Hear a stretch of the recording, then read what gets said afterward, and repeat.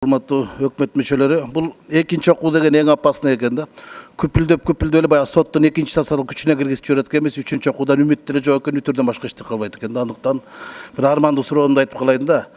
2016 жылга азыркы жылга чейин бүгүнкү күндө жеткиликтүү турак жай программасына өкмөттүн караштырган каражаттын көлөмү канча болду? Токтот берейин. Убактын токтотпой кой. Мамлекеттик ипотекалык компанияга биз былтыр 10 миллион бергенбиз устав капиталына, быйыл 300 миллион, андан сырткары сууда катары 2,5 миллиард каралган. Ошонун канчасы бүгүнкү күндө коротулду же болбосо 800 миллиону берилди бүгүнкү күндө. Канчасы калып калды? 2 миллиарды калды азыр. 2 миллиард калып калды. Демек жеткиликтүү эле жеткиликсиз турак жай болот экен турбайбы? Канча киши бүгүнкү күндө баш тартты, канча киши алды? Арзан турак жайдан. Бүгүнкүгө 545 миллион сомдук берилди, 464 киши алды. Жок, маалымат боюнча 534 киши алды биз көргөн. Туурабы? 545-ке. Жооп бер, барсыңбы? Бүгүнкү күндө 552 киши алды. Жалпы суммасы 640 миллион сом. Канчасы баш тартты? Баш тартканы 1476 киши. Мындайча айтканда 2,5 эсе көп. Кандай дейсиз? 2,5 эсе көп болот, алгандардан баш тарткандар. Ошондой болот ооба. Анан кантип анан жеткиликтүү турак жай болот бул? Кантип арзан турак жай болот? Эми бул суроо бизге эмес, бул суроо жергиликтүү комиссиялар түзбөдү ушул тизмени. Алар болсо, аларга биз критерийлерди тапшырып бергенбиз. Кайсы критерийни алыш керек? Рахмат. Буга чейин Рахмат. Банктар баш тарттыбы?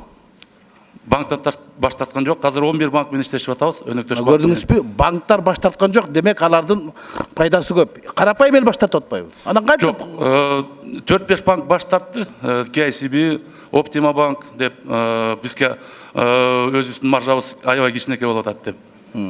Калган банктар иштеп атат биз менен. Сооронбай Шарипович, буга өзгөчө көңүл буруңуз. Бул арзан турак жай эмес, арман турак жай. Жеткиликтүү эмес, жеткиликсиз турак жай болуп калган. Банктар 5% алат, өкмөт 3% болот. Булар болсо айлыгына 2% алат. Карапайым элдин карын ишеп атпайсыңар. 2 миллион сом алган киши 15 жылда 4,5 миллион сом алса каяктан арзан турак жай болот ай? Силер мындай кылып атасыңар да, бир тоокты берип, анан күнүгө бир жумуртка бер деп атасыңар. Корозун кошуп берген жоксуңар да. Кантип анан кийин ушундай болот? Анан кантип ушуну арзан турак жайды айтабыз? Азыр 11 банк кирип алган. РСК менен Айыл банктын өкмөт өзүнүн колунан салып эле да. Ошондо пайызы төмөндөмөк да. Силер коммерциялык банктын баарын кошуп Эми жүрдүңөр. мындай да, Искелди Чыныбаевич. Биз ушул бир эле Чыныбекович, кечирип коесуз.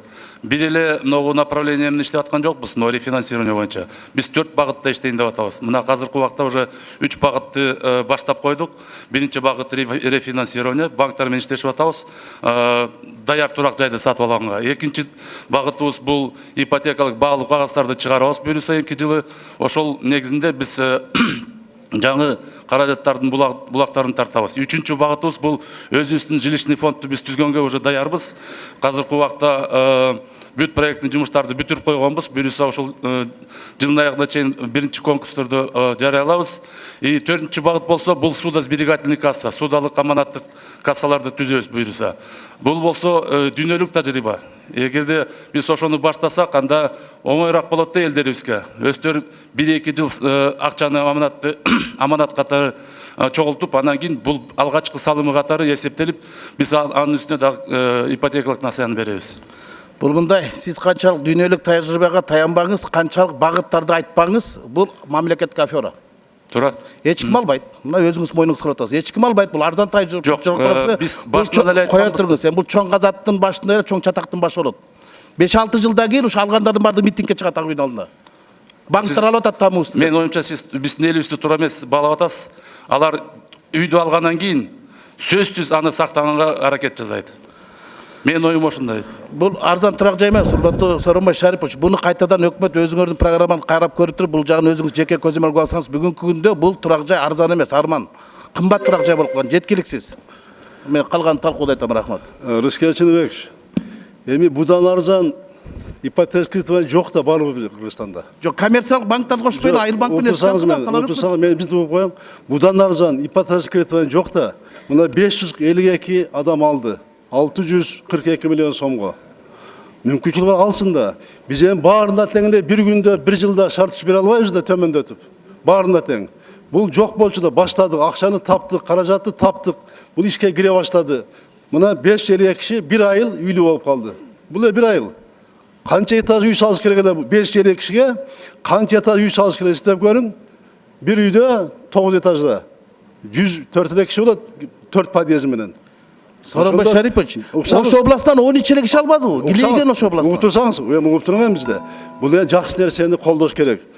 Көз бара барат жөлөт. Кемчилиги бар. Кече өкмөттө карадык жыйында. Ага чейин аппаратта карадык. Булардын айлыгын айтты мен аяклы деп. Төмөндөт айлыкты деп.